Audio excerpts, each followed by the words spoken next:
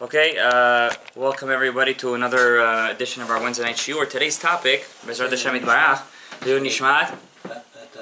Katan ben Rachel. Katan ben Rachel. Baruch Hashem Terichol Gadayev. Go ahead. Raya bat Esther. Raya bat Esther. Baruch Hashem Terichol Gadayev. 6 million views. Also Esther bat Rachel. Also Esther bat Rachel. So today's topic, I wanted to speak about something very interesting, and I was asked to speak about this topic actually from the Rabbi. We have a idea in the Torah. The idea is we know that Hashem could forgive any sin in the world, including the 3 cardinal sins: Gilui Arayot, Shpichut Damim, and Avodah Zarah. But for some reason, there's a midrash that says Lashon hara. Hakadosh Baruch Hu doesn't forgive. At the same time, it also says over there, Bitul Torah, Hashem doesn't forgive. You understand? Now these 2 averot, they're very specific. Why? Women don't have the avera of Bitul Torah. Am I correct or no? Bitul Torah, women are not obligated to learn Torah. Right? In fact, the Gemara says, in a couple of places, that if a person teaches his wives or daughters Torah, it's like he's teaching them tiflut, chas v'shalom. Something very bad. Tiflut, so I don't want to translate, but something not good. It's not good when women learn Torah. You know, it makes them too smart for their own good. You know? But at the same time, women have to learn the halachot of the kitchen, nida. Woman has to be very well versed in something that's relevant for them. But to open up a Gemara and learn something theoretical, it's not good for a woman to learn. But it's also said that you can learn with the wife. When you're learning, it's similar to partnership. Only something that's relevant for them. Right. You understand? Relevant for them. So what is relevant? Like brachot, hilchot brachot. Trust me, there's a lot. There's a lot. There's no shortage of things. Specifically just for them. Right. So whatever is outside, it's actually. Great. Where do we learn that from? We learn from Masechet Sotah. There's a machlok between Rabbi Eliezer and Ben Azai over there. Ben Azai said it's good when a woman learns Torah. Rabbi Eliezer says no. And halakha follows Rabbi Eliezer. You understand? So, but on the other hand, another avera that Hashem gave women that's more pertaining to women than to men is Lashon hara. Lashon hara. Why? The Gemara in Masechet Kiddushin, I believe, says 10 kabin, certain measurement of speech came down to the world. 9 took women. The other kav, the whole world took for themselves. All the animals, inside, they also speak, right? We know from Shalom birds speak, animals speak, everything speaks in this world. They all have a specific language. Men, everything. They all have a language. But women took 9 for themselves. That's a very big amount. You understand? What are they gonna, if they don't speak Torah, what are they going to speak about? Speak about people. There was once a story with, I believe the story was brought down by Zilberstein in one of his new books. I forget the name of the book. I think it's the name of the Stipler. The Stipler was a very big tzaddik, Rabbi Yisrael Kanievsky, the father of Chaim Kanievsky, the Gedolei Ador today. And he was a very big chacham in Bnei Brak. They used to say about him that when people used to come to see him, they used to cover their foreheads. From shame. He used to be able to read foreheads. In our generation, maybe 20, 30 years ago in Bnei Brak, he was a Gedolei Ador, hands down. So they once said over there in Bnei Brak, that's it's like Williamsburg over there, 100 times worse. I should say better, really. So everybody over there is, dati chazak. But, everybody has their own averot, en tzadik ba'is sheyasetov lo yichita. So there was one family, bar minan lo aleinu lo olam Yisrael, they always used to have some problem in the family, always used to get surgery. One day somebody breaks his hand, they have to get surgery on the arm. The other day a person has needs a gastric bypass. The other time the other person needs some surgery with his eyes.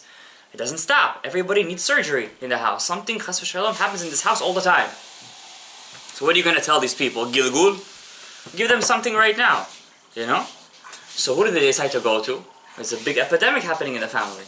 They go to Rav Kanievsky, the Stipler. Rav Kanievsky says, let me give you some advice. Hashem works in this world midah keneged midah. When a person goes to the party, or you are a guest in somebody's house, when you come home, what is the first thing a person does? They start to talk about their hosts, right? Oh, did you see how she was dressed? Or did you see how he was acting? Did you see their kid? You see how loud he is? You think they know how to raise kids? I'm never going to go back to their house. Or you bring people to your house over. Did you see how loud their children were? I have neighbors, hello, they don't know how to give chinuch. Did you see how this, did you see how he eats? No manners. They start to dissect the people that they're at their house, or they dissect the people who come to their house. A lot of times that happens. So Rav Kanievsky tells them, maybe Hashem is punishing you guys like this, dissecting you on the surgery table because you dissect too much people in your house. When somebody comes over to your house, you dissect them too much.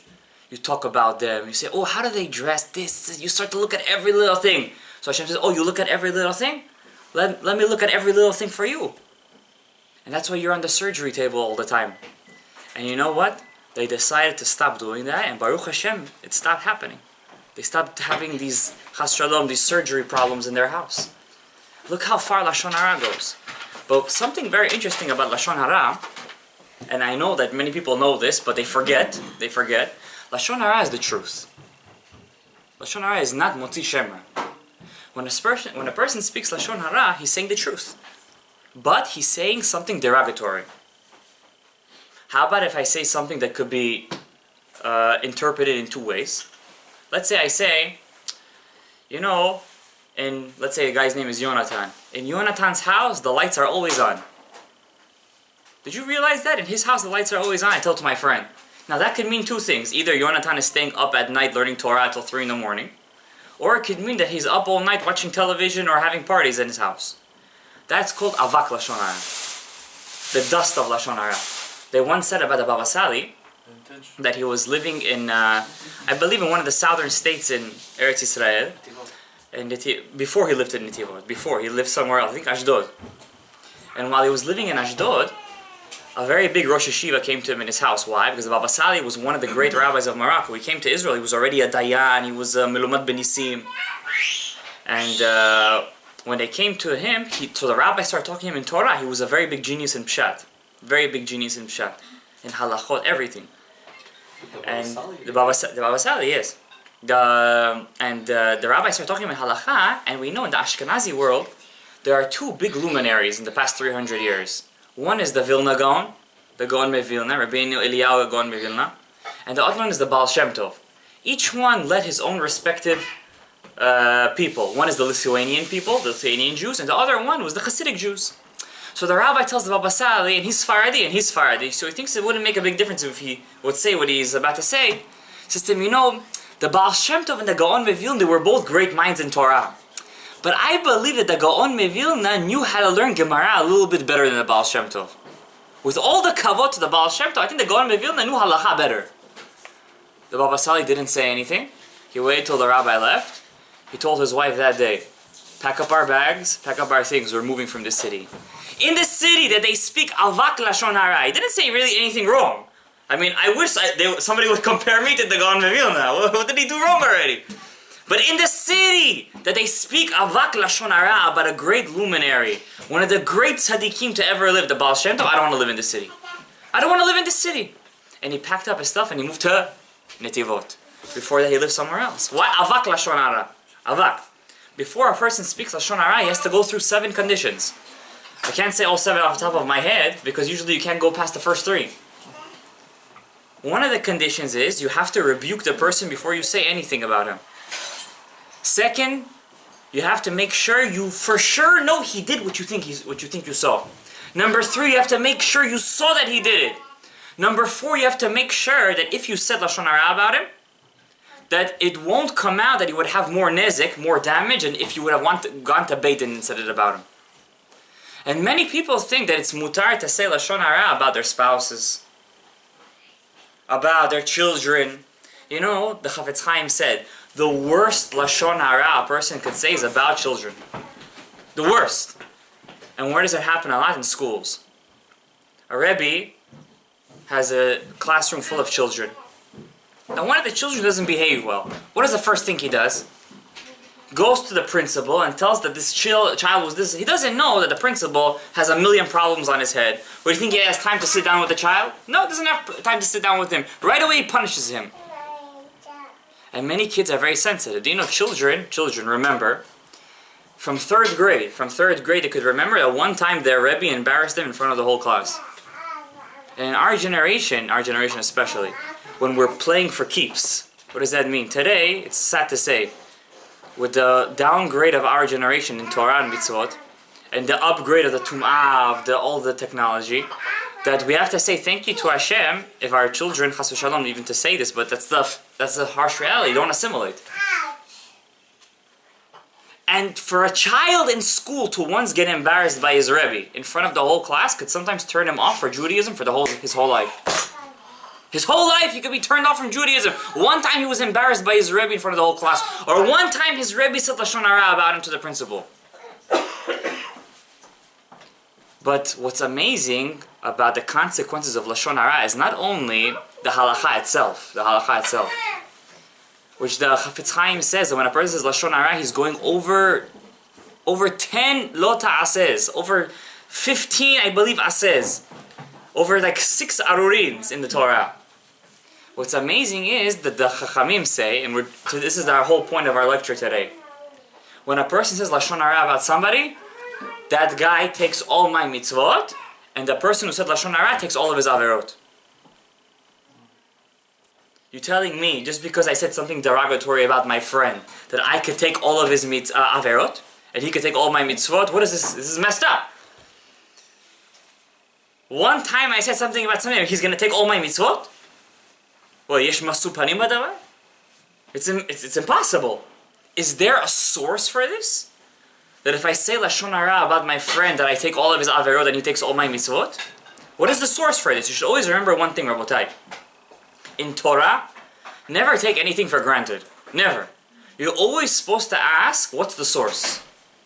Always. Whether it's halakha, whether it's drash, like it says in the Gemara. If the Rabbi is domeh lamalach Hashem tzvakot, ask him Torah. If he doesn't, don't ask him. What does it mean he's domeh lamalach Hashem? Could a rabbi be domeh to a malach? Could he be like an angel? But what? An angel doesn't forget anything. So too, when a person learns Torah, he's not allowed to forget anything. Why? Chas v'shalom, he makes a mistake in halakha or something. He's machmir when he's not supposed to be machmir. He's mekel when he's not supposed to be mekel. He doesn't know the source. Somebody hears it gets wrong. Like I believe Shmaya Naftalion Perkei Avot says, Chachamim, hizaharu b'divrechem. Watch what's coming out of your mouth. Why? Because the students, they drink from the rabbi like they're drinking water. And if the water is poisoned, chas v'shalom, they're going to give that over to the next generation. And therefore you by saying wrong stuff, messed up, you don't know how many people you messed up. You don't know how many people. So what's the source from the Torah? Because this is serious stuff, guys. This is serious stuff. You got to do major tshuva. All of us have to do major tshuva. This is serious. Does that mean that I've been working to do all these mitzvot in my life and somebody else is going to take it? And I'm going to pay for his averot? What's the source of this?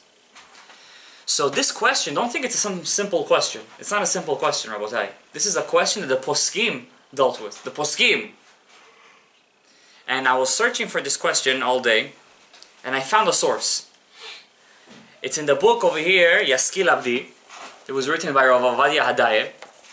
In Chelek Zayin, Chelek Yoredea Siman Memhei, he's asked this question by a rabbi called Yisrael Menachem Goldringer from Bnei Brak, I believe.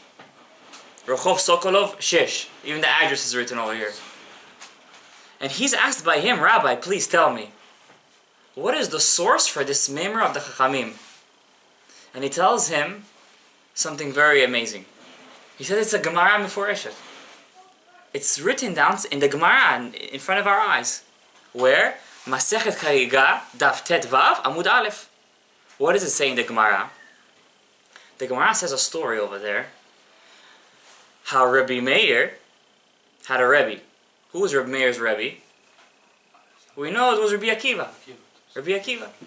But Rabbi Akiva, we know, had an untimely death at the hands of the Romans. And who was his Rebbe afterwards? Acher. Who was Acher? Elisha Acher was a man that went up to Shamayim with his 3 friends, including Rabbi Akiva. And he did something wrong over there while he was up there. He had an out-of-body experience and he went up there to try to bring Mashiach. When he came back down, he became an atheist.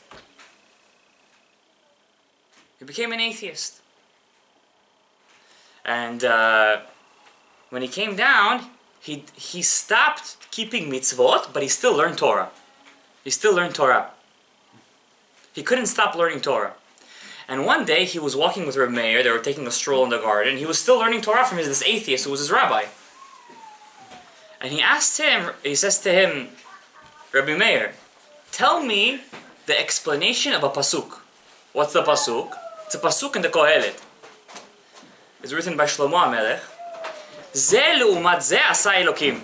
What's ze le'umat ze asa Elokim? God made everything in this world, He made an opposite for it. Ze le'umat ze. So he tells Rabbi Meir, tell me what's the meaning of this pasuk. So he tells him, I'll tell you, simple. says God created rivers, He created land. He created mountains, He created valleys. Everything Hashem created an opposite. He created heaven, He created earth. So Elisha Acher was an atheist. He's an atheist, Rabotai. He tells him, you're wrong, Rav Meir. Your Rabbi Akiva wouldn't teach Torah like that. Look at a chutzpah. You're an atheist and you're telling Rav Meir. You know who Rav Meir was? Look in the Gemara, I believe, Masechet Horayot. Rav Meir says, when he used to teach a halacha, nobody would listen to him. Why? He was so well versed in Torah, he could make anything in the Torah tahor, anything in the Torah kasher, it can make anything in the Torah pasul, not kasher. He was so well versed in the Torah, he could teach you anything, and his students were the same thing. So he was so mepulpal, they were afraid to learn with him Torah. And look at this guy's chutzpah, Elisha Acher, you're an atheist. How could you tell me to know Torah? A pasuk in the Torah. So he tells him, not only don't you know Torah, he says, your Rabbi Akiva wouldn't teach Torah like this. Rather what? So he tells him like this, genius. He tells him, God created Gan Eden, God created Gehenum. If a person is a tzaddik, he goes to Gan Eden and he also takes his friend's portion with him to Gan Eden. But if he does averot and he's a rasha, he goes to Gehenom and he takes his friend's portion of averot with him to Gehenom. So Rav Ovadia Hadaya asks, which averot is he talking about, Rabotai? What averah is he talking about? He tells him, look at the word of the Gemara. The Gemara doesn't even have one extra word. Why does he say he takes his friend's portion with him to Gehenna? Why the word friend he uses? Who does a person say Lashon hara more than anything in this world about? His friends. Do you know how much Lashon hara your friends say about you? Behind your back? Chas v'shalom. Lashon hara baseter. Lashon hara beparhesia. And you laugh along with him. It says over there, you're asur to say Lashon hara, even though I would say it in front of his face. You know, some people say like that. I would say it in front of his face. Even then, you're not allowed to say Lashon hara. So Rav Ovadia Hadaya says, this is what the Gemara is talking about. A person can take double the portion with him to Gan Eden. It's mifurash in the Gemara. Masechet Chagiga. And not only that, Rav Ovadia Hadaya says, it's mifurash in Tehillim. David HaMelech writes, Yasichu bi yoshvei shar uniginot shotei shechar. What does that mean? The translation is, on me will speak the people who sit at the borders, at the gates, and the people who drink alcohol. What is David HaMelech saying in Tehillim? The people who speak about me are drunk people, and the people who are bizdielniki, basically. What, bizdielniki speak about David HaMelech? He speak about cars, speak about gambling, he speak about shtuyot, speak about women. So Rav Ovadia Hadaya says the explanation to this is, since we know a person who speaks Lashon hara about somebody, the person who he's speaking about takes his mitzvot, David HaMelech says, he's praying to Hashem, Hashem, if somebody says Lashon hara about me, make sure it's not drunk people or people who have nothing to do better in the day. Why? They have no mitzvot. What mitzvot I'm going to take for that? If somebody's going to speak Lashon hara about me, it should be somebody who's a tzaddik already. Why? As long as at least I take his mitzvot, at least I get something out of it. We see even David HaMelech prayed that the people who said Lashon hara about him should be who? Tzaddikim. At least I could get his mitzvot on the way. And the Gemara continues. Even for this he prayed. Why? Because David HaMelech, we all know the story with him in Bathsheba.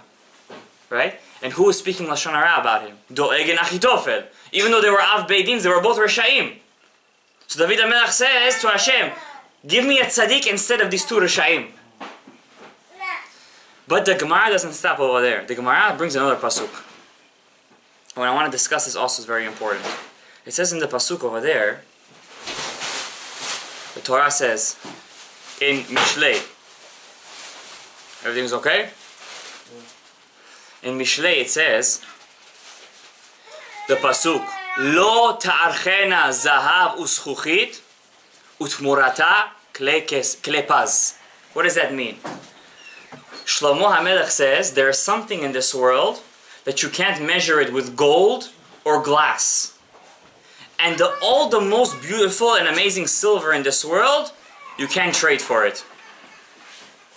So the Gemara asks a question, once again, Elisha Acher asked this from Reb Meir. What is the meaning of this pasuk? What in this world, you won't trade it for gold or glass. Back then glass was something very expensive. And what in this world you wouldn't trade the worth of it from all the great klei paz in this world. So, Rabbi Meir says to Elisha Acher, he says, this is Divrei Torah. Why is it Divrei Torah? He says, Divrei Torah are as expensive as gold, because the worth of Torah and Shamayim is endless. And Torah could be lost from your memory like glass. Because if you have a glass cup, everybody knows glass is something it's broken very fast in your house. So that's the same thing with Torah. Words of Torah could be lost very easily from your mind. So Elisha Acher tells Rabbi Meir, you're wrong. That's not what Rabbi Akiva used to say. Rather, what is he talking about? The pasuk is talking about a Talmid Chacham who did a lot of averot. Talmid Chacham shesarach. If you saw a Talmid Chacham that did an avera in the day, don't have bad thoughts about him at night. Why? Because he did teshuvah. Just like gold, even though it is destroyed, it's dirty, you could clean it. Just like glass, if it's broken, you could melt it and heat it up back together. So too a Talmid Chacham. A Talmid Chacham that doesn't avera, he could always be fixed.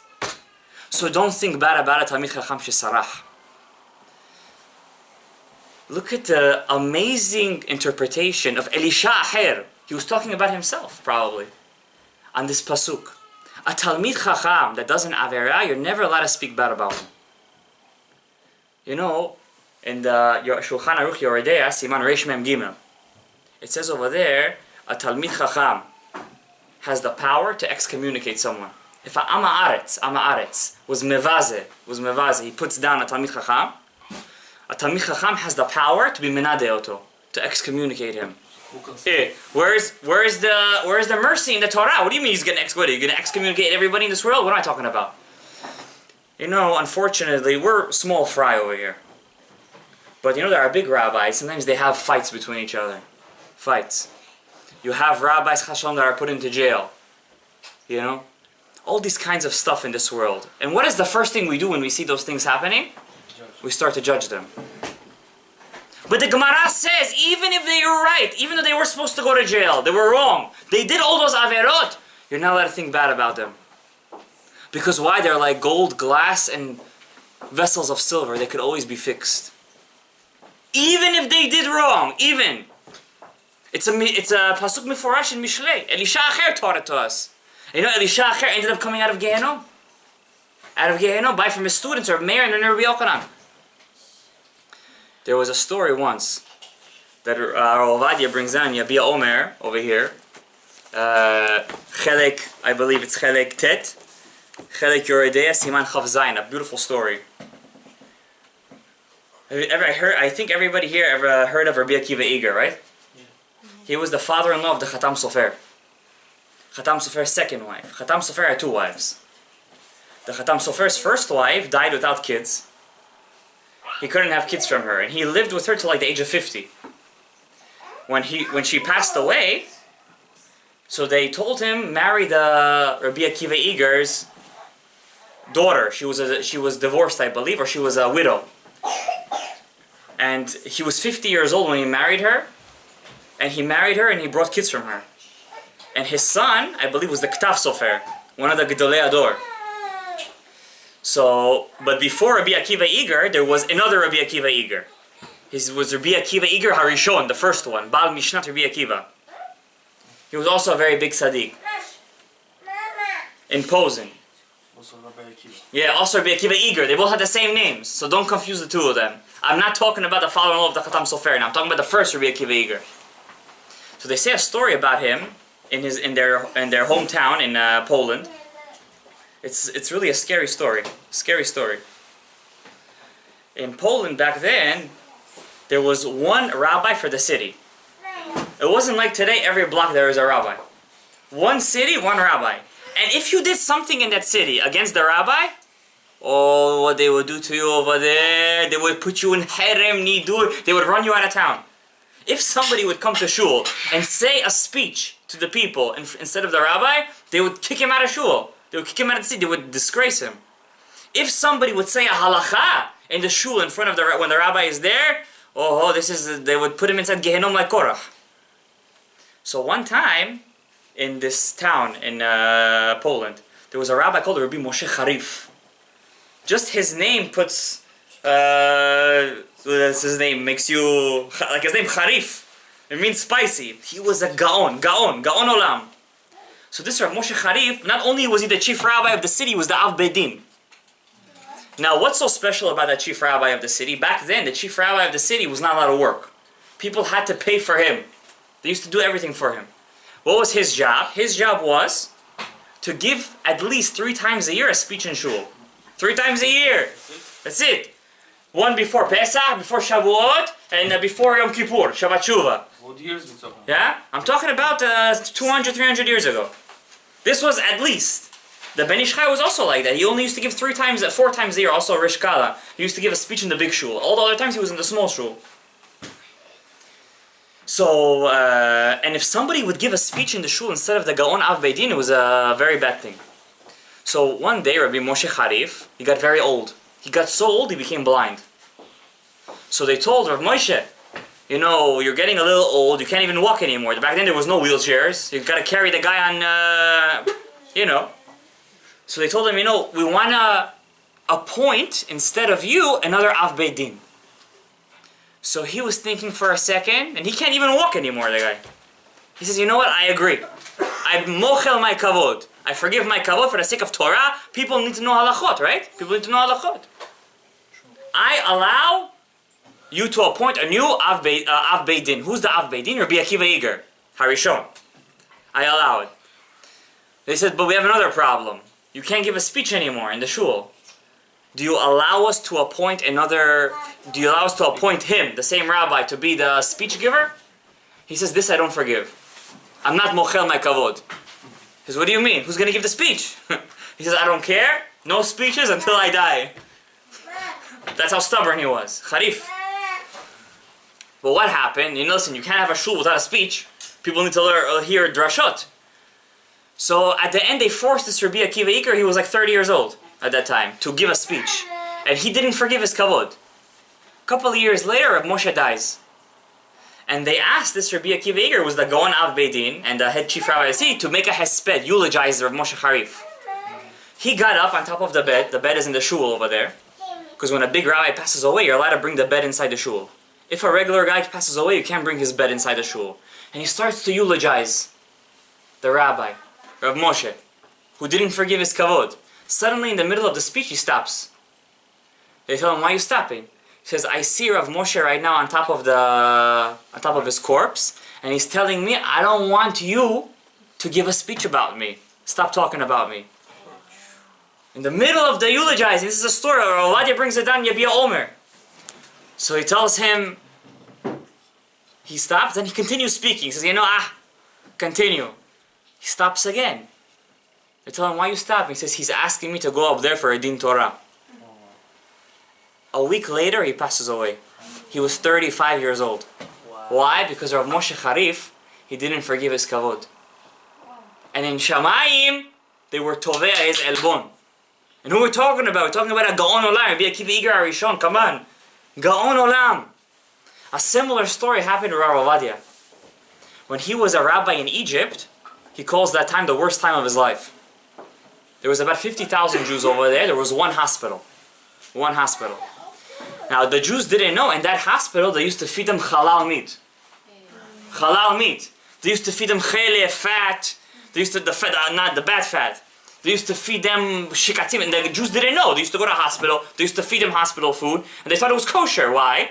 The chief rabbi of the city, he was in the pockets of the rich men of the kehillah, and they didn't want any religion, shmoligion. They wanted everything to be, under the table. When Rav Ovadia came over there to be the Av Beidin of Egypt, he said to them, listen, if you're not going to give a hashgacha to the hospital, I'm going to close it, I'm gonna leave my position. He was trying to threaten them, but they didn't care. He says, who cares about you? We want money, we don't want you. We're paying you money, why should we pay you? At the end, he quit, Rav Ovadia. What happened? Now he's trying to fix the shechita situation in Egypt. There was one shochet in Egypt back then, he was a mechalel Shabbat. This guy was mechalel Shabbat, he used to do the shechita. And Rav Ovadia had a big fight with this guy. At the end, he got him to quit. He said, I'm going to threaten you in the shul, and on Shabbat he gets, Rav Ovadia wasn't afraid of nobody. He got up in the shul in the middle, big shul, says, this guy is Mechalel Shabbat, you're not allowed to eat from his shechita. And nobody ate from his shechita. 20 years later, Ovadia goes up to Israel back. After he's already living in Israel, he's Rav Rashi of Tel Aviv. Suddenly, and when you're the Rav Rashi, all the shochatim have to answer to the chief rabbi of the city. So they tell him, we have this new shochet from Egypt that just came. He wants to get approval. Rabbi says, what's his name? It's the same shochet that you were the one who kicked out of Egypt. He says, don't give him nothing. Asur, this guy's a nevela. The guy hears what Rabbi did to him. He sends him back a message. Tomorrow you're in your grave, he tells him. True story. The guy had a gun. He says, I'm going to go and kill you. What happens? The next day a car hits that shochet and kills him. And our Ovadia's life was saved. He did come to his house though. He did come to his house. He threatened to kill him. That's what I'm saying. He threatened to kill him and Hashem saved his life. He made him die. Why? Because when a big Talmid Chacham is that mochel on his kavod, HaKadosh Baruch Hu is toveh his elbon. That's the secret, Rabotai. And even more so if a person, it's not just a Talmid Chacham, Rabotai, it's just a little example. Any one of our friends, Rabotai.